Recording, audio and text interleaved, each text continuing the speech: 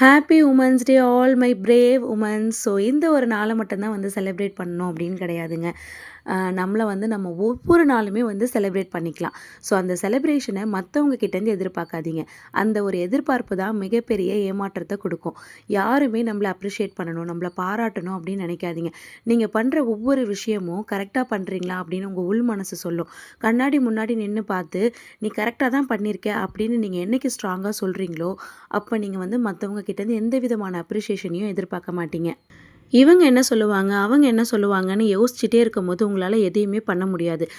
Once நீங்கள் யார் என்ன சொன்னாலும் பரவாயில்ல, இதை நான் பண்ணுவேன்ட்டு ஒரே ஒரு வாட்டி ட்ரை பண்ணி பாருங்களேன். அதில் கொடுக்குற கான்ஃபிடென்ஸ் உங்களை நெக்ஸ்ட் லெவலுக்கு கொண்டு போகும்.